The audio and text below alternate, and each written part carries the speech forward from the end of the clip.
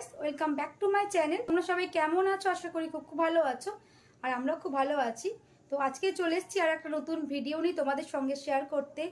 আর আজকে সকাল থেকে আমি ভিডিওটা স্টার্ট করছি, তো তোমরা প্লিজ প্লিজ পুরো ভিডিওটা দেখতে থাকো আর সঙ্গে থাকো।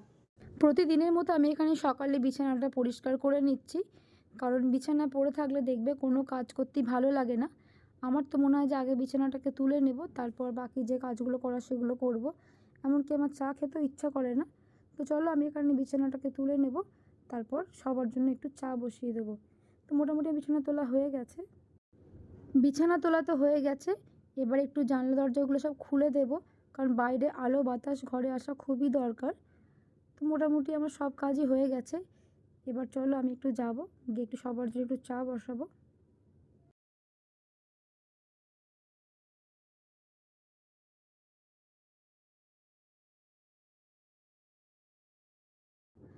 আমি এখানে সবার জন্য চা বসিয়ে দিয়েছি, আর সবাইকে দেওয়া হয়ে গেছে। তো চলো আমি একটু চা খেয়ে নেবো। নতুন কাপটা নিয়ে বসে পড়েছি, আর দেখতে পাচ্ছ ছোট্ট প্লেটটা নিয়েছি।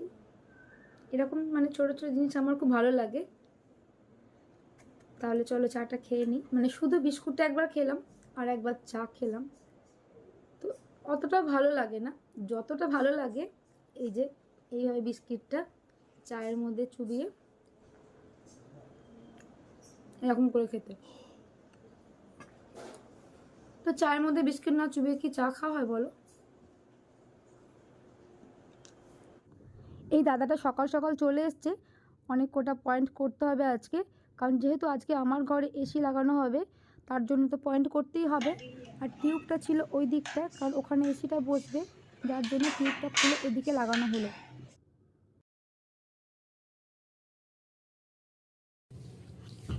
কোথায় চললি এখন? চুল কাটতে। ভালো করে চুলটা কেটে আসবে, অনেক বড় বড় চুল হয়ে গেছে। ঠিক আছে, দেখ পুরো কত বড় চুল হয়েছে দেখ। আমার পিয়ারাটা কেটে বিটরুট পাঠিয়ে ফ্রিজে দিতে। সাবধানে নাম। নামছি। টাটা।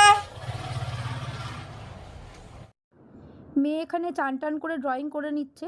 এটা ড্রয়িংয়ের হোমওয়ার্ক ছিল, সেটাও কমপ্লিট করছে। ওর ড্রয়িং করতে খুব ভালোবাসে, নাচ করতে যেমন ভালোবাসে তেমনি ড্রয়িং করতেও ভালোবাসে। ও আর্ট অ্যান্ড ক্রাফট করে, সেটাও খুব সুন্দর করেই করে। আর সত্যি কথা বলতে ওর কিন্তু ছোটো থেকে ড্রয়িং মাস্টার ছিল না, অনেক কারণ আছে যার জন্য দেওয়া হয়নি। তো যাই হোক, কেমন হয়েছে তো তোমরা কমেন্ট করে জানিও। এটা করেছে তো পুরোটা কোনো কমপ্লিট হয়নি।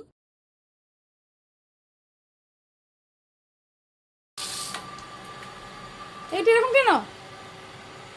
এটা এরকম কেন হয়েছে দেখি, পেছনটা দেখি, সামনেটা দেখি একবার। এটা এরকম কেন হয়েছে? রুকো জানবো। চলো চান করে না। এই যার পাতে লেগ পিসটা পড়বে ওকে শিবমকে দিয়ে দেবে।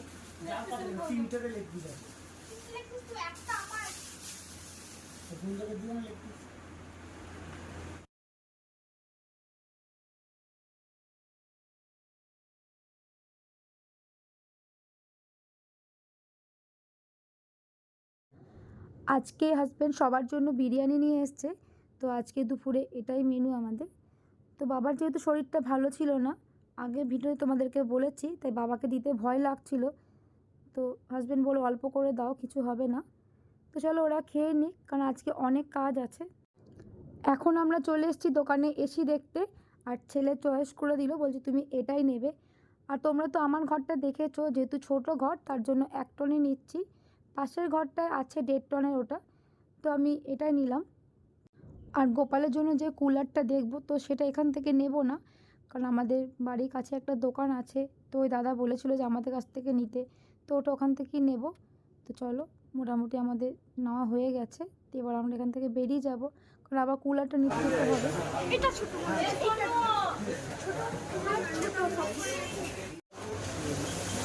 এদিকে আয়, ওদিকে যেও না, এদিকে চলে এসো। আমরা বাড়ি চলে এসেছি, আর এখন বাজে প্রায় 6:30 মতো। তো এসিটা ডেলিভারি দিতে চলে এসছে, আর আজকে ইনস্টলও করে দেবে। হয়তো 1 ঘন্টা মতো লেট হবে, তো কিছু করার নেই, আর অন্য কাজ আছে যেহেতু, তার জন্য আজকে ইনস্টলটা করে দিতে হবে। তো চলো ওরা রেখে দিক এসিটা।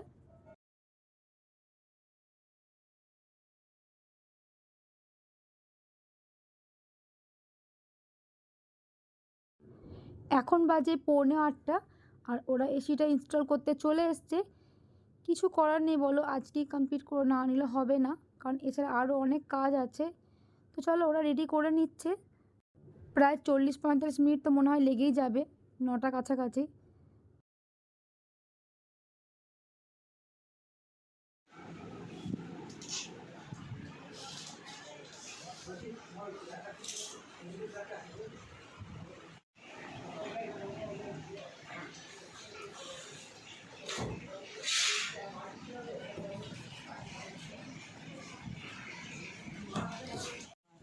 ওরা ছাদের মধ্যে মানে ফোনের টর্চটাকে জ্বালিয়ে কীরকম কাজ করে যাচ্ছে, আর দিদি গেছে নিচে চার্জারটা আনতে।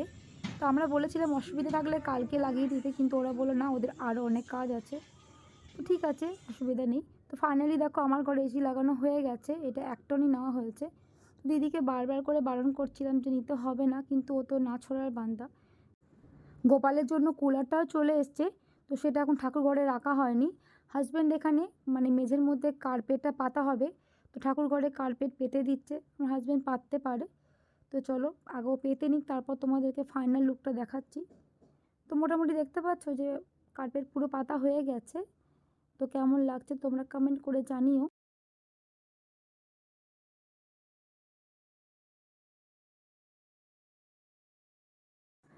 আর এখানে একটা ঠাকুর ঘরের জন্য পার্সেল দিদি অর্ডার করেছিল, সেটা দুপুরেই চলে এসেছিলো। সেটা এখন দিদি আনবক্সিং করে দিচ্ছে। দেখো এখানে কতগুলো মালা আছে।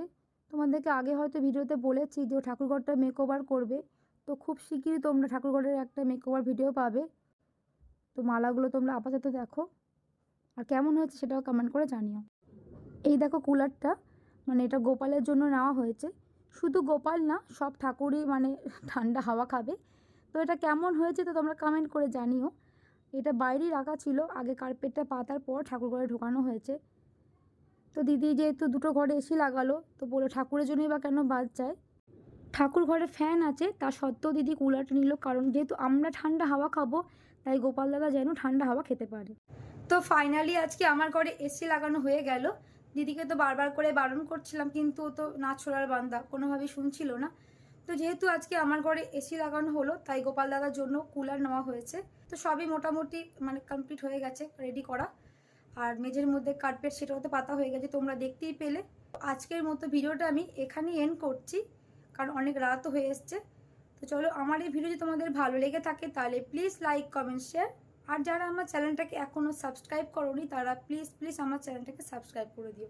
তো তোমরা ভালো থেকো, সুস্থ থেকো, দেখা হবে নেক্সট ব্লগে।